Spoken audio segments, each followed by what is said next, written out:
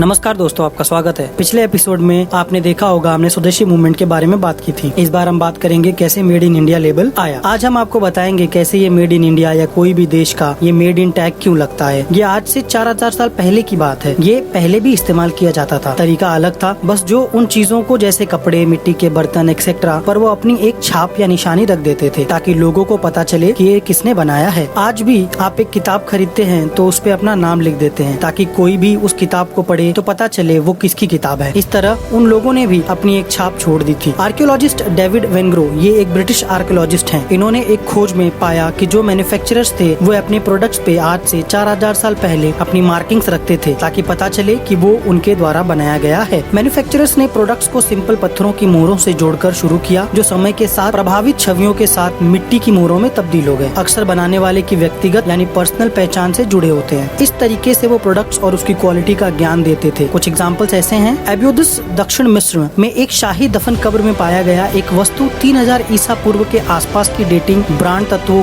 को बयां करती है, जो आधुनिक उपभोक्ताओं के लिए बहुत परिचित होगी। सतह पर शिलालेख निर्माण की एक विशिष्ट जगह को दर्शाता है। तेजुन का सबसे अच्छा तेल आधुनिक दिन लीबिया में एक क्षेत्र में यह पाया गया। चीन के हान वंश में के दौरान स्थान नाम स्वतंत्र रूप से विकसित हुए प्रतीत होते हैं। माल पर ब्रांड नाम और जगह के नाम अपेक्षाकृत यानी प्रिंटेड थे और ये सामान्य थे। मुद्रांकित लेबल तरीकों का व्यवस्थित उपयोग 4वीं शताब्दी ईसा पूर्व के आसपास की तारीख से प्रतीत होता है। तब से हम ये टैग इस्तेमाल करते हैं। पढ़े लिखे समाज में ये टैग्स एक मैन्युफैक्चरर की प्रोडक्ट्स की क्वालिटी और उसके पहचान के बारे में बताते हैं। इससे उस प्रोडक्ट की वैल्यू और उस मैन्युफैक्चरर की क्वालिटी और तरीका समझा जाता था। यूरोप में मध्यकालीन अवधि यानी मिडाइवल पीरियड के दौरान कई बाजारों कस्बों में तेजी आई और उनके बीच प्रतिस्पर्धा यानी कंपटीशन तेज हो गई। प्रतिस्पर्धा दबावों के जवाब में कस्बों ने गुणवत्ता उत्पादन यानी quality production, efficient marketing strategy और खरीदारों के लिए अच्छी सुविधाओं के लिए एक गुड क्वालिटी ब्रांड को बनाने में निवेश करना शुरू किया। 13वीं सदी में भी ये बहुत ज्यादा चर्चा में रहा था। भारत से मसाले, चाइना से सिल्क और कई देशों से कई चीजों का निर्यात शुरू हुआ। ये लेबल अब लगने लगा कि मसाले भारत के और सिल्क चाइना के बेस्ट क्वालिटी के मिलते हैं। इस तरीके से ये मेड इन इंडिया का टैग प्रसिद्ध हुआ। 19वीं शताब्दी के अंत तक यूरोपीय देश ने मूल लेबलिंग कानून का देश शुरू किया। 20वीं शताब्दी में जैसे कि बाजार अधिक वैश्विक हो गए और व्यापार बाधाओं को हटा दिया गया, उपभोक्ताओं के पास दुनिया में लगभग कहीं से भी सामानों को खरीदने और बेचने की एक ग्लोबल मार्केट थी। मार्केट बढ़ने के बाद अब लोगों ने चीजों को किस देश से आया है उस हिसाब से वो उसे खरीदने लगे। अगर आपको इस पर डिटेल वीडियो चाहिए तो आप कमेंट करिए yes we need and I will make the detail video. कब कैसे क्या नियम आए, कैसे ये मेड इन इंडिया का लेबल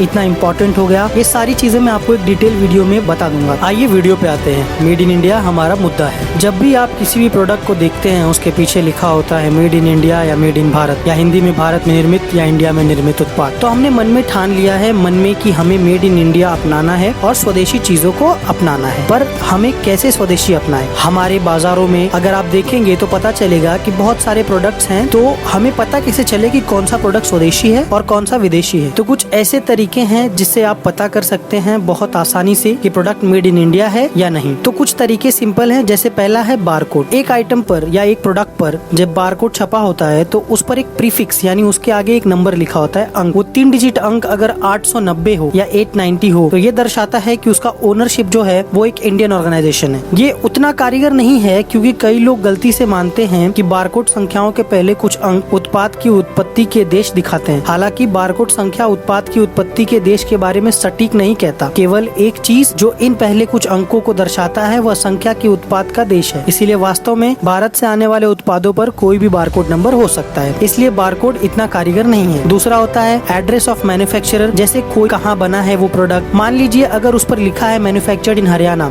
या मैन्युफैक्चर्ड इन नागपुर, तो ये साफ साफ पता चलता है कि वो प्रोडक्ट भारत में निर्मित है। तीसरी चीज जिससे आप पता कर सकते हैं कि वो प्रोडक्ट कहाँ पे बना हुआ है वो है टेलीफोन नंबर या हेल्पलाइन नंबर। आप इस पे कॉल कर सकते हैं और अपने प्रोडक्ट या जो आप प्रोडक्ट के बारे में जानना चाहते हैं उनसे पूछ सकते हैं। ये हेल्पलाइन और ये टेलीफोन नंबर्स आपको इसीलिए दिए गए हैं ताकि आपको प्रोडक्ट के बारे में कोई भी डाउट हो तो वो आपको सॉल्व कर सके। तीसरा है QR कोड। पिछले 3 सालों से national payment corporation of India ने 2 तरीका का QR कोड बनाया है, स्टैंडर्ड दैट इज UPI और भारत QR कोड। आप जब इस पे पेमेंट करते हैं तो ये साफ साफ पता चलता है कि ये प्रोडक्ट्स भारत में निर्मित है। तीसरा है पेमेंट्स डिटेल। आप जो भी पेमेंट कर रहे हैं वो कहाँ जा रहा है, इससे भी आपको मालूम पड़ जाता है। सबसे बेस्ट और कारीगर तरीका है उस पर मेड इन इंडिया का या मेड इन भारत का टैग लिखा हो। ये सबसे बेस्ट और सही तरीका होता है किसी भी प्रोडक्ट को पहचानने का, वो कहाँ पे बना है और कहाँ पे उसका निर्माण हुआ है। मेरी मानो तो आप जहाँ रहते हैं वहाँ कई ऐसे लोकल मैन्युफैक्चरर होते हैं जो रॉ मटेरियल भी खुद इस्तेमाल करते हैं और खुद ही स्वदेशी प्रोडक्ट्स को बनाते हैं। आप इन सभी लोगों से चीजों को खरीद कर इनको सशक्त कर सकते हैं। अभी